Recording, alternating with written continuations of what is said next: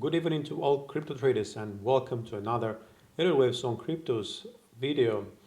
In this session today, after the vote has come through from our communities, we've decided and have decided to go ahead with ADA as well as Ethereum. Now, ADA has really been staying below the previous high and in consolidation for a while. So we need to see what actually are the scenarios, main and alternative, that we can expect going forward. Ethereum is reaching new highs.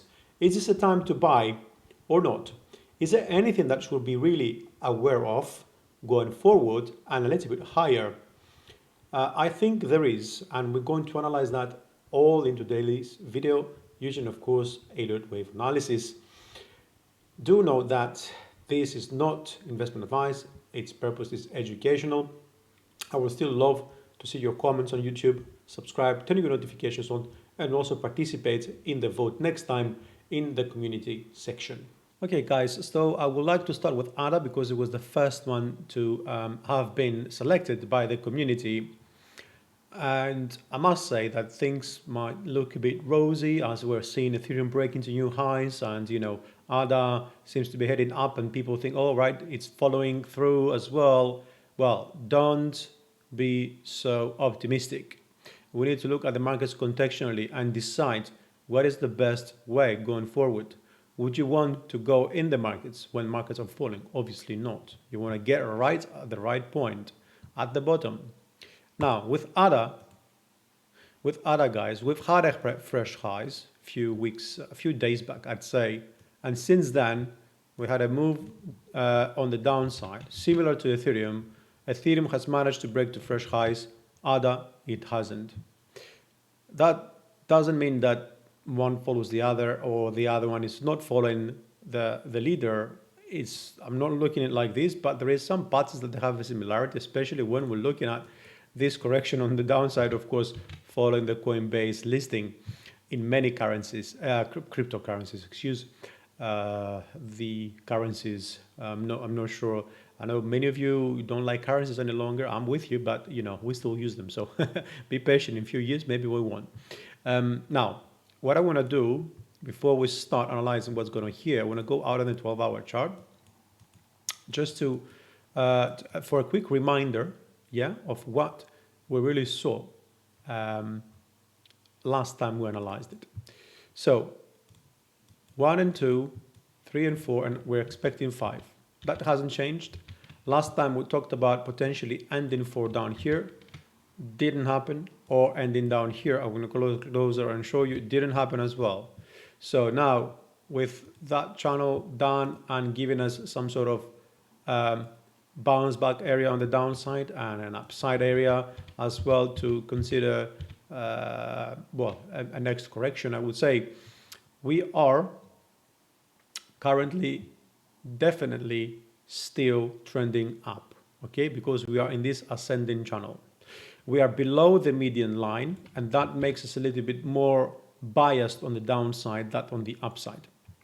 That doesn't mean we're going to move lower, but it means that, well, pretty much, with with the scenario I have in mind, it does. But what it really means is that we need to be cautious, okay? Last time, if you remember, I was looking at something like a triangle or something. It didn't happen. Then I looked at a different scenario that I was expecting that to be a W, X, and Y, if I'm not mistaken, and then we should higher. But the problem is that I really don't like this move for an impulse. Ethereum is similar, but Ethereum has a number of impulsive moves on the upside, which we're going to see why they are different. Now, with that said, I believe, guys, that we haven't unfortunately finished wave 4 yet. Not down here, not down here. Why? Because by breaking to fresh highs above that level over here, this is the false break. We probably confirmed a pattern that is called a flat. It's a regular flat because we broke above that level. They usually turn into being an expanding flat or also an running flat. Now, in our case, I think we're going for the expanding flat scenario because we've already done the first wave on the downside and we need to have 5 waves down. So by breaking the 26.3 Fibonacci over here, we pretty much invalidate that this is ended, which means in case this is a flat indeed, we're going to continue lower in a 5-wave move. Now the rules are respected, okay, for that to be, you know, a flat is an ABC, 1, 2, 3, 4, 5, right? You see, we have that ABC, and 1. We are right here, and we're going up in 2 over here. Then we're gonna get 3, 4, and 5 over here, okay? Just to make things a bit more clear for you. Now, with that said, in the short term, I see upside. Why do I see upside? Is because that looks corrective. A, B, and I expect C. I expect C to go up to the 78.6 Fibonacci at 142 or so, because simply we had the first wave now and we had also the second wave. I believe this wave C is going to be an ending diagonal, which means once we break that level up, we're going to reach some sort of high, then we're going to correct and have an overlap between waves 1 and 2. And that is going to confirm, sorry, between waves 1 and 4 over here. Yeah, 2 is down here. That overlap is going to confirm to me that we're going to get another move on the upside and then continue lower. This will be the validation I'm waiting for. Now, it could, of course, go up in an impulsive move because the truth is that it doesn't need to be an ending diagonal. I just think it will because unlike this particular leading diagonals often followed with a bit more, not complex correction. An ending diagonal is not a complex correction, but the ABC, leg C is more complex than an ABC simple, right? If that makes sense. So I prefer to use that ending diagonal. This is a leading diagonal, as you can see, with that, of course, being an extended 5, which indicates again that downside risk is bigger than upside. I wouldn't say risk, but you know, growth, let's just call it. With that said, I'll be waiting for prices to move higher, but I'm expecting prices to stop around the 142, 150. Okay. Now, obviously, there is another scenario.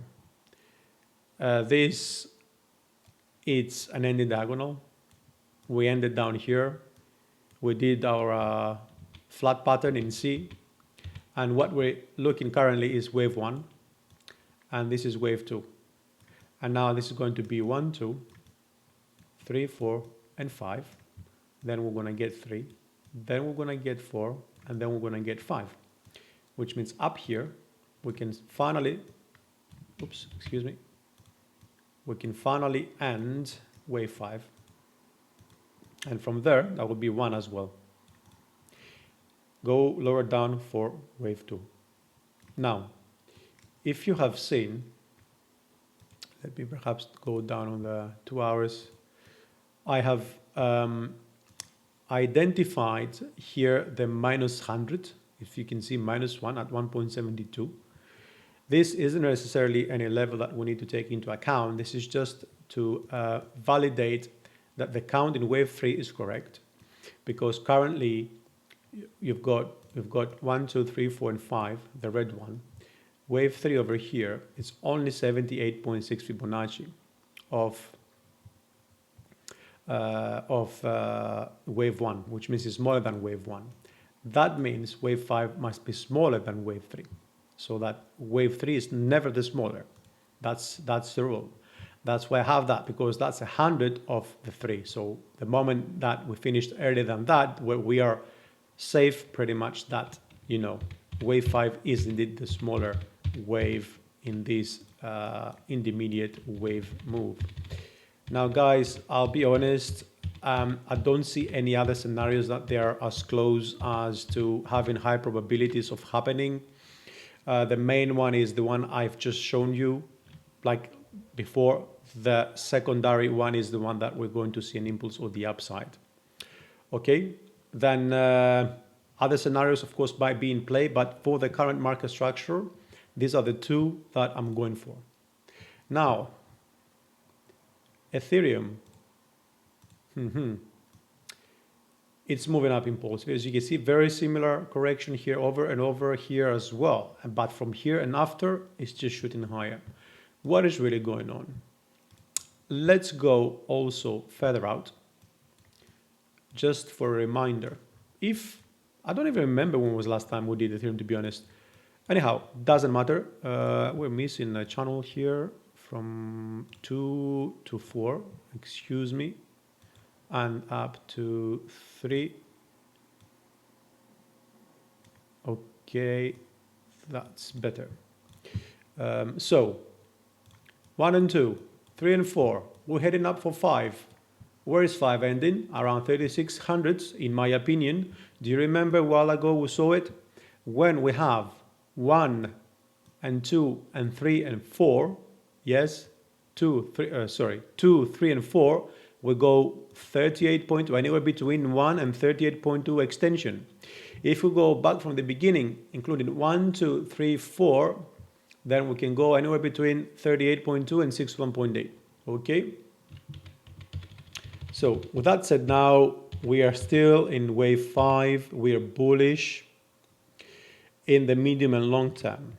But should we be bullish, or are we bullish in the medium term as well, like short to medium?